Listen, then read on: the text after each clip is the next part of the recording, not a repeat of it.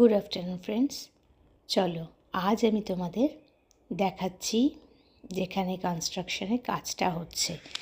কেন এরম ভিডিও করলাম তার কারণ হচ্ছে কলকাতাতেও যে আমি মাল্টি স্টোর বিল্ডিংয়ে আমরা থাকি, সেখানেও প্রথমে কাজ হচ্ছিল, কিন্তু সেই ভিডিওগুলো তুলে রাখিনি।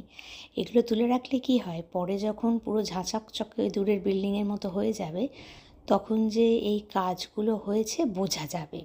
তো তোমাকে ভেতরে যেটা তোমাদেরকে দেখালাম সেটা হচ্ছে গ্যারাজ, গাড়ি পার্কিং যেরকম মলগুলোতে হয়। সামনে এই ফ্রন্টে এখানে একটা মলও হবে, আর এখানে সব কাজ করছে।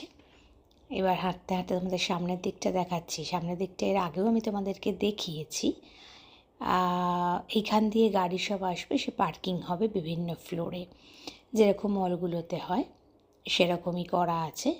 কিন্তু আপাতত যেহেতু কাজ চলছে, তাই জন্য সমস্ত গাড়ি এই বাইরেটাই রাখা, এবং এটা দিয়েই এখন সমস্ত আমাদের এন্ট্রিগুলো হচ্ছে।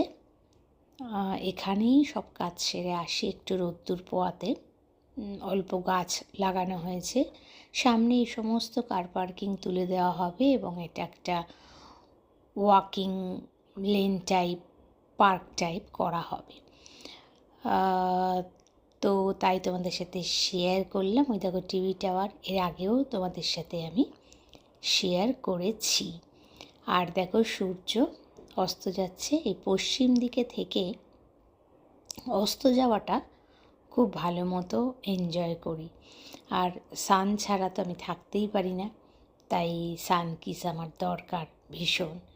তাই রোজই প্রায় আমার আসতেই হয় এই নিচটায় বসে। ওপরে যদিও রোদ্দুর অতটা আসে না, আসে, কিন্তু নিচটা অনেকটাই বেশি আসে। আর ভালোও লাগে, যেহেতু অনেকটা ওপরে থাকি 30 তলায়, নিচে একটু নামলে বিভিন্ন লোকের সঙ্গে দেখা হয়। এই দেখো হনুমানজির মন্দির, আজকে মঙ্গলবার, আমার ঘর থেকে দেখা যাচ্ছে। আমি উপরে উঠে গেছি, বুঝতেই পারছো।